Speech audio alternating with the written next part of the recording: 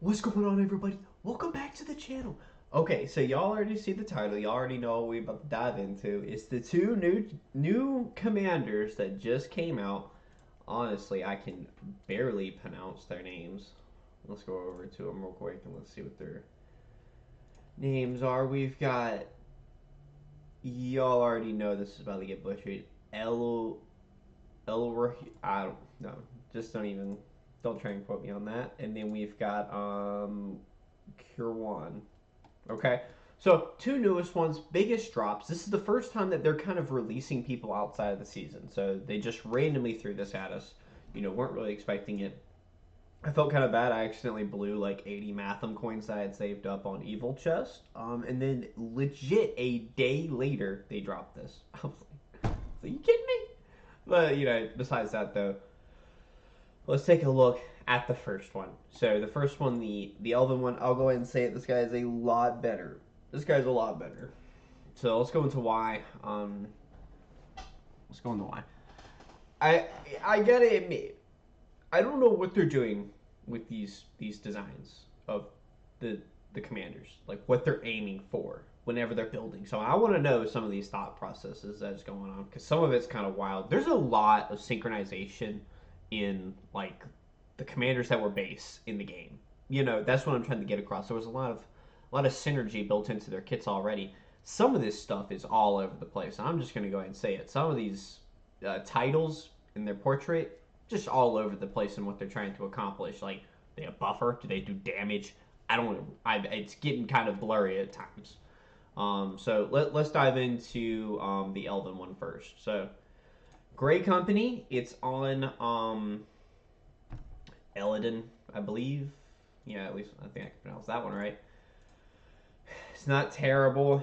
He does have reinforcement. This is good. Flanking. This is a weird tree. Why do we have really healing with a strong, kind of strong damage ability? Flanking's pretty good. Why is there healing involved?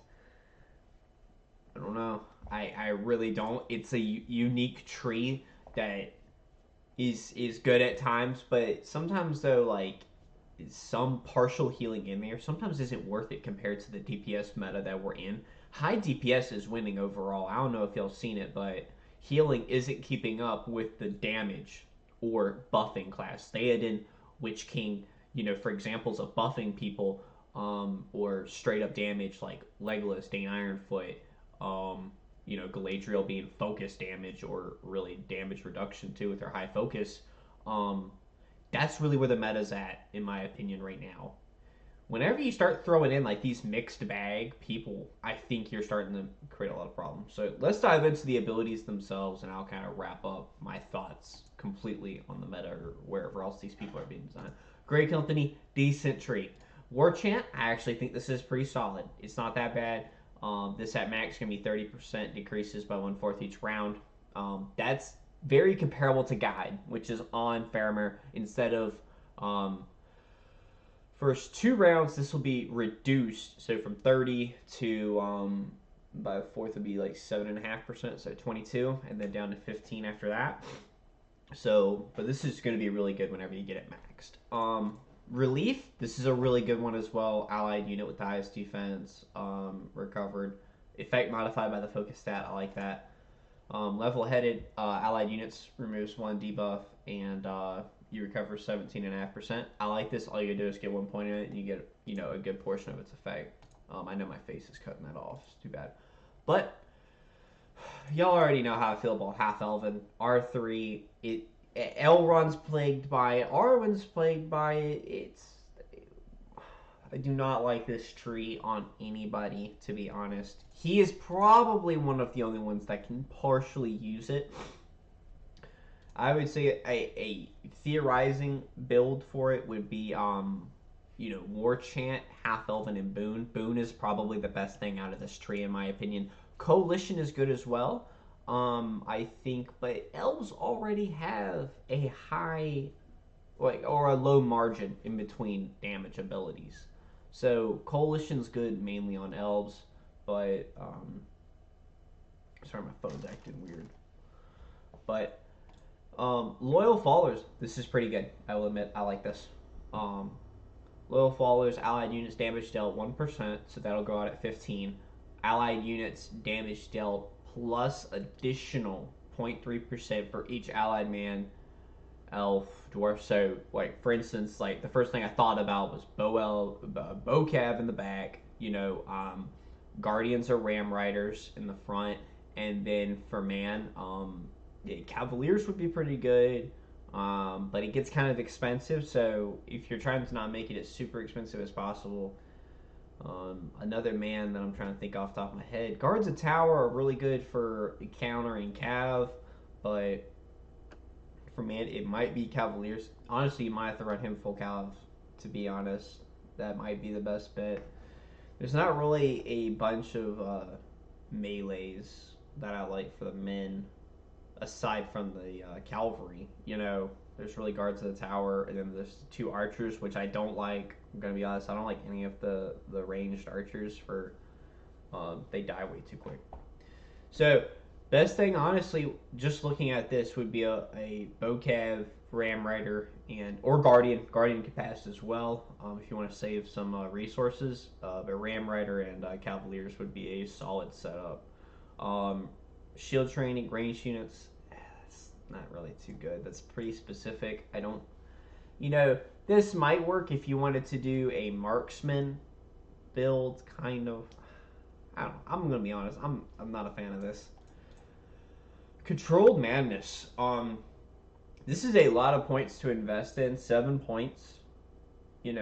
This goes up to a high stat. I'm sure 7 times 5. You probably get it up to around 45%, 40%.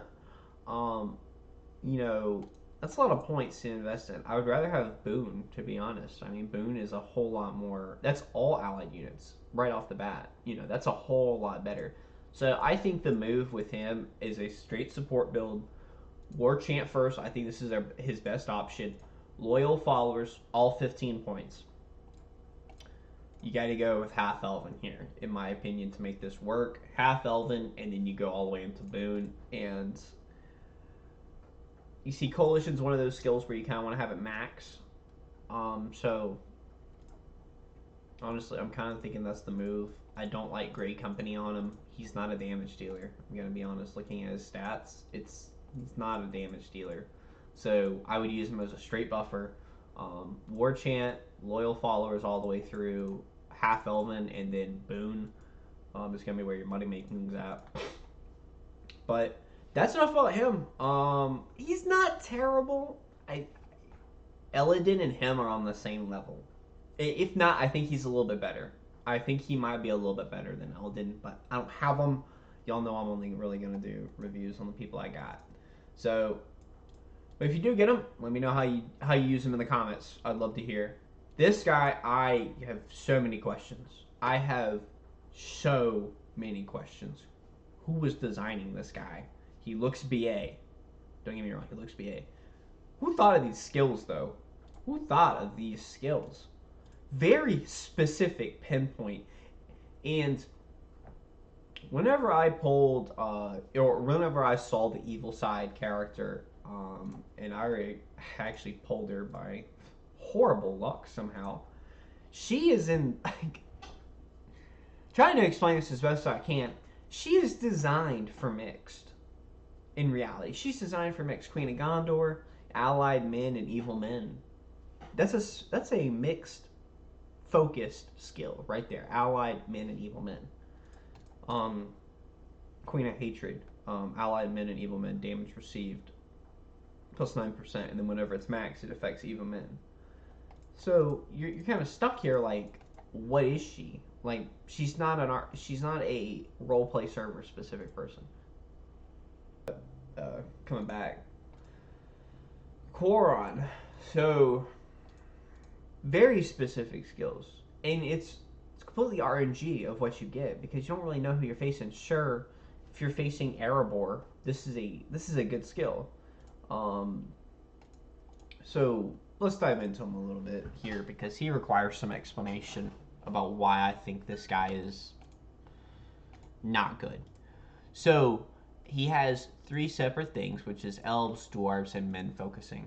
I'll say that much. So in each one of these skill sets, I really like the sub skills more than I like any of these main skills. Like the sub skills on this guy is ridiculously good. You could almost argue that he's good because of the sub skills and not any of these other trash starting ones. Because this is so RNG. You have to like reset your commander skills and invest points based on what you're fighting every time. So if you're going against Erebor or you're facing them and you've got this guy, you're going to want to be mainly focusing on dwarves. Facing Linden or Lothlorien, you're mainly going to be doing this. If you're facing Gondor or Rohan, you're probably going to end up doing something like this. So it's very specific. Like I was talking about with the other chick, the Gondor chick, she was designed in reality for mixed, but this guy was designed on purposely for roleplay. He was designed for it. He wasn't meant to be a mixed person because in mixed, I used armies of all different types in my unit forces. Like I mean, some my Faramir runs with snipers in the back. There's nothing in here helping. You're investing 15 points into something that the enemy possibly doesn't even have. This might be a non-effect completely, and the only thing you're relying on are these two pretty good skills. Allied units damage received from enemy range units. That's not bad. I like that. Enemy range units damage dealt -1% every round can stack each round. That is really good. That's really good. Catastrophe of dwarves. It's all the same levels of skills, but just for men, elves, and dwarves. Armor corrosion. Allied units damage ignores 5%. That probably stacks up to 35% of target's defense. That's really good. Consequence of grief. First round enemy units chance to inflict madness. That's all right. I would have to see how this works, to be honest. If this is a continuous proccing ability, maybe against a certain, but if it's against enemy units, all of them, so that might be really good of getting a starting madness effect. He's got the Ring Wraith tree, really good.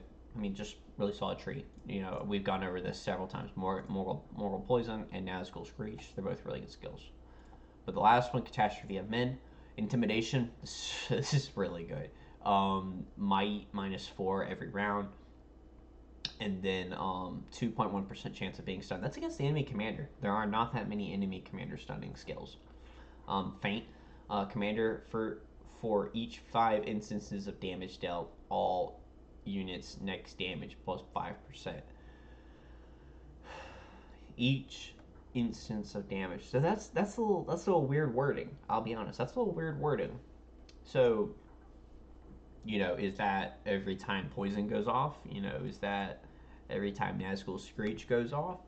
So I think the way to build him, if you're in the last tree, which is, I think this is really good. I think this is really good.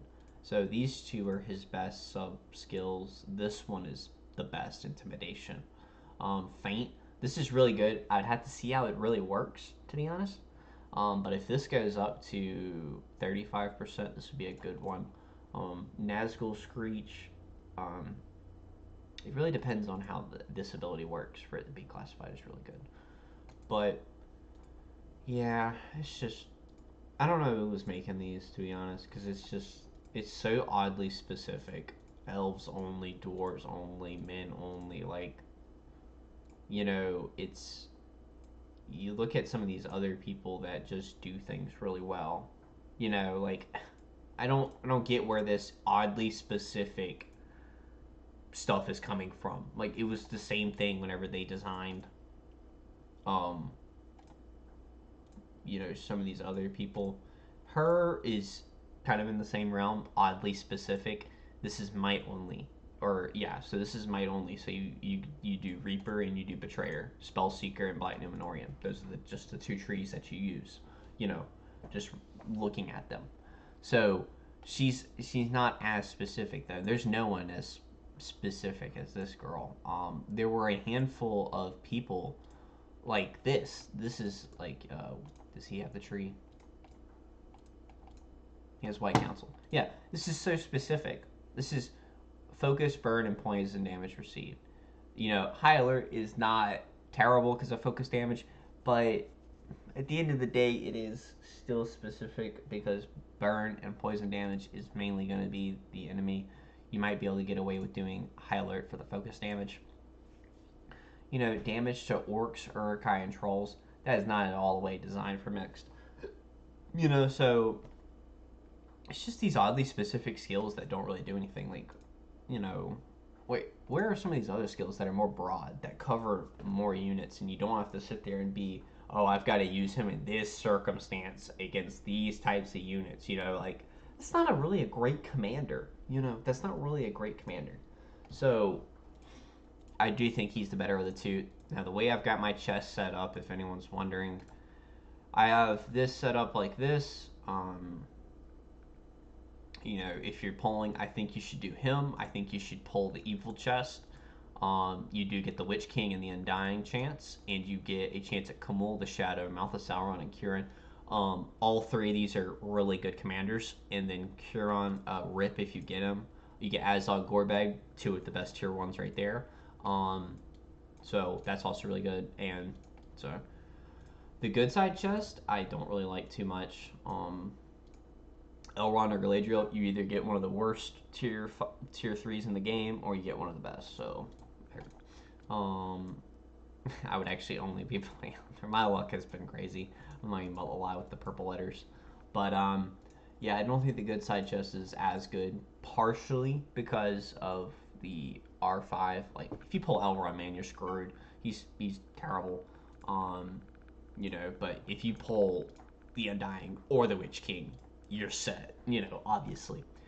But, alright, guys, I just kind of want to go over, those are my thoughts. I kind of want to get it out there in case you're thinking about doing the chest and kind of the way that I would set it up. Because, you know, of these 30, you know, you get the guy, and from there, you're kind of going to be able to, like, for reference, how many? So you get 3 chances of these. Is there 3 in this? Yeah, there's a lot in this, so I think it's best for you to pull from the evil side chest, but select this guy if you're on mixed. So that's my opinion on that, guys. I'm going to leave it at that. Let me know what you guys thought in the comments. What do you guys think about these 2 new guys, you know, coming out of nowhere, and maybe some of their oddly specific functions as well, because, you know, it's just some of these designs, man, it's just, it's kind of crazy. And look at that. Nice draw to end it off right there, guys. All right, man. Everyone take it easy and have a good one. See you in the next one. Peace.